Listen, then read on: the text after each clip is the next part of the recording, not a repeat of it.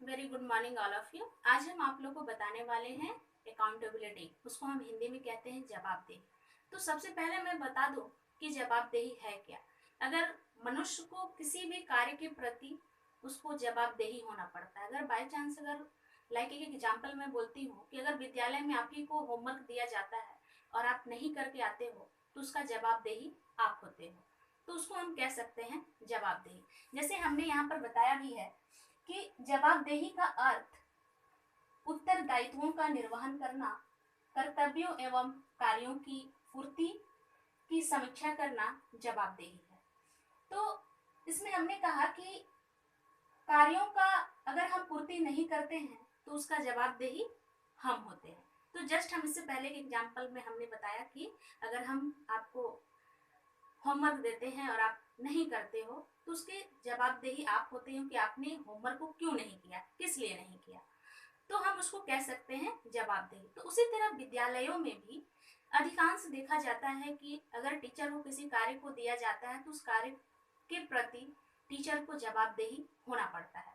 क्योंकि अगर टीचर अगर जवाबदेही होती है तो वो जो कार्य जो करेगी वो स्वेच्छा और ईमानदारी के साथ करती। इसीलिए कहा भी गया है कि जवाबदेही में कार्यों का निर्वहन या फिर उत्तरदायित्वों का जो निर्वहन किया जाता है वो पूरी निष्ठा और ईमानदारी के साथ किया जाता है, तो हम उसको कह सकते हैं जवाबदेही। साथ ही साथ मैं और एक एग्जांपल देती हूँ कि लाइक हमको बच्चों को एग्जाम लेना है और किसी कारणवश से हम लेट हो जाते हैं और हम बच्चों का एग्जाम नहीं ले पाते हैं तो उसका जवाब देना मुझे पड़ता है, तो हम उसको कह सकते हैं जवाबदेही। और मैं एग्जांपल दूं कि अगर बच्चे फेल हो जाते हैं, जब वो विद्यालय आता है किसी भी विषय पे वो फेल हो जाता है तो उसका जवाब मुझे देनी पड़ती है कि वो क्यों फेल हुआ, किस कारण से हुआ, तो हम इसको कह सकते हैं जवाबदेही। और जवाबदेही में ही एक टीचर का जो भूमिका है वो अपने कार्यों का ईमानदारी और निष्ठा पूर्वक से निर्वहन करे, उसे हम कहते हैं जवाबदेही। तो आज मैं जवाबदेही के क्या क्या कंपोनेंट्स है, घटक, मैं उसको बताना चाहूंगी। तो सबसे पहला जवाबदेही का जो घटक है वो है कर्तव्य एवं उत्तरदायित्व। दूसरा घटक है कार्य संपादन एवं उसकी समीक्षा। और तीसरा है कार्यों में संलग्नता। और चौथा है कि कार्य की गुणवत्ता। और पांचवा है कार्य के प्रति रुचि एवं लगाव का होना। नेक्स्ट है कर्तव्यों का निर्वहन या निर्वाह करना। तो इतने सारे हमने जवाबदेही के घटक बताए। तो सबसे पहले मैं बता दूं कि कर्तव्य एवं उत्तरदायित्व क्या है। तो जस्ट हमने अभी एग्जांपल दिया कि अगर हम बच्चे को हमको एग्जाम लेना है तो अगर हम उसका सही समय पे अगर हम एग्जाम नहीं लेते हैं और बच्चे जो है किसी कारणवश अगर वो फेल हो जाता है तो उसका जिम्मेवार हम होते हैं और उसकी जिम्मेदारी मुझे उठानी पड़ती है।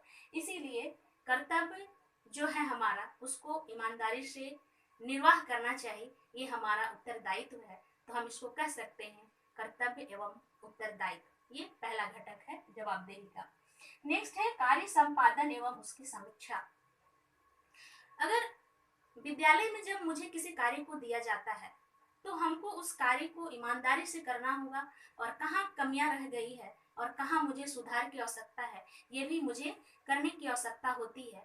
और कहीं अगर कमियां रह गई है तो मुझे उसे जल्द से जल्द उस कार्य को सुधार करनी चाहिए, उसकी समीक्षा करनी चाहिए कि कहाँ पर कमियां रह गई और मुझे कहाँ पर उसको सुधारना है और कहाँ हमको उसको आगे बढ़ाना है। तो हम इसको कह सकते हैं कि कार्य संपादन एवं उसकी समीक्षा। नेक्स्ट है कार्यों में संलग्नता। अगर लाइक एक टीचर है, मैं एग्जांपल बता रही हूँ कि एक टीचर है, अगर उसको अपना कार्य के प्रति अगर वो संलग्नता नहीं है, उसको उतना रुचि नहीं है, तो वो कार्य जो है वो सही तरीके से नहीं हो पाएगा। तो सबसे पहले है कि उसको ईमानदारी पूर्वक उस कार्य में उसको संलग्न होना पड़ेगा, अपने कार्यों को सही तरीके से उसको निभाना पड़ेगा, तब हम उसको कह सकते हैं कार्यों में संलग्नता। नेक्स्ट है कि कार्यों की गुणवत्ता।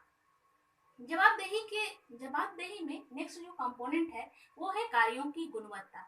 तो सबसे पहले अगर हम ईमानदारी पूर्वक अगर हम कार्य करते हैं और निष्ठा से करते हैं तो कार्य में ऑब्वियसली वो क्वालिटी आएगी।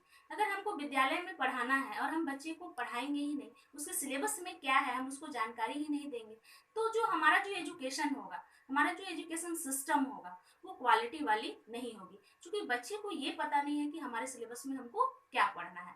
तो अगर हमको सिलेबस से हमको क्वालिटी लाना है एजुकेशन में, तो सबसे पहले हमारी ये उत्तरदायित्व है, हमारा ये भूमिका है कि मैं उस सारी चीज़ों से बच्चों को परिचित कराऊं, ताकि वो जो एजुकेशन प्राप्त करेगा वो क्वालिटी वाला होगा। तो हम उसको कह सकते हैं कार्यों में गुणवत्ता लाना।